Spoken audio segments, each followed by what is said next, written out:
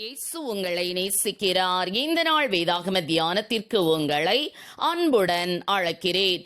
ஒருவன் ஜலத்தினாலும் ஆவியினாலும் பிறவாவிட்டால் தேவனுடைய ராஜ்யத்தில் பிரவேசிக்க மாட்டான் என்று மெய்யாகவே உனக்கு சொல்லுகிறேன். யோவான் 3:5 ஒருமுறை ஒரு சந்தேகவாதி ஒரு கிறிஸ்தவரிடம் பரிசுத்த ஆவி என்று ஒருவர் உண்டு என்பதை நான் நம்பவில்லை. ஏன் தெரியுமா?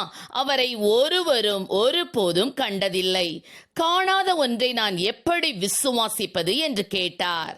கிறிஸ்தவர் அவரிடம், நீங்கள் உங்கள் இதய துடிப்பை எப்போதாவது கண்டிருக்கிறீர்களா என்று கேட்டார். அதற்கு அவர், நான் பார்த்ததில்லை என்றார். இதய துடிப்பை உணர்ந்திருக்கிறீர்களா என்று கேட்டதற்கு, ஆம், என் நெஞ்சிலே கை வைக்கும் போதெல்லாம் அதை நான் உணர்ந்துள்ளேன் என்றார். மீண்டும் கிறிஸ்தவர், காற்றை உமது கண்களால் பார்த்திருக்கிறீரா என்று கேட்டார். அதற்கு அவர், நான் பார்த்ததில்லை என்றார். அப்படியானால் காற்றின் இதமான தன்மையை சரீரத்தில் உணர்ந்திருக்கிறீரா என்று கேட்டார். அதற்கு அவர், ஆம், காற்று நம் சரீரத்தில் படும்போது அது எத்தனை இதமாய் இன்பமாயிருக்கும் என்று கூறினார். ஆம், அது போலத்தான் ஆண்டவரை நாம் கண்டதில்லை, ஆனால் அவரை உணர்கிறோம், அவரை ருசிக்கிறோம், அவர் கிரியை செய்வதை பார்க்கிறோம். அவர் காணப்படாதவராக இருந்தாலும் மெய்யானவராய் உணரப்படக்கூடியவராக இருக்கிறார். அவர் நம்மை ஏவி எழுப்புகிறார், அருமையாய் வழிநடத்தி செல்லுகிறார், தேற்றி ஆற்றுகிறார், நமக்கு ஊக்கம் கொடுக்கிறார், நமக்காக பிதாவினிடத்தில் வேண்டுதலும் செய்கிறார். ஆம், எனக்கு அருமையானவர்களே, தேவ ஆவியானவர் பட்சபாதமுள்ளவர் அல்ல. தம்மை வாஞ்சையோடு தேடுகிற அனைவருக்கும் அவரது கிருபை உண்டு.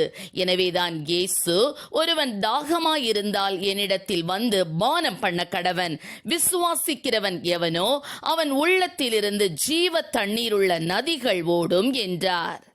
தம்மை விசுவாசிக்கிறவர்கள் பெற்றுக்கொள்ளக்கூடிய பரிசுத்த ஆவியை குறித்து அவர் அப்படி சொன்னார்.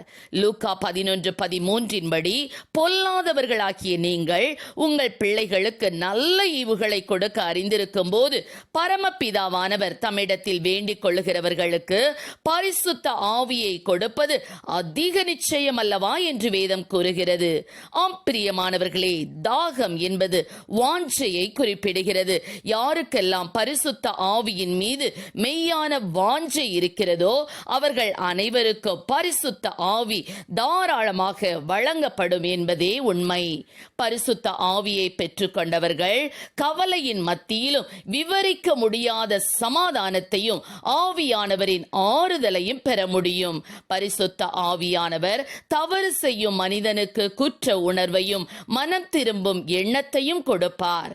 பரிசுத்த ஆவியின் மகிழ்ச்சியை அனுபவிப்பது தேவனுடைய பிள்ளைகளாகிய நாம் அவருடைய கிருபையினால் ஆசீர்வதிக்கப்படுவதாகும்.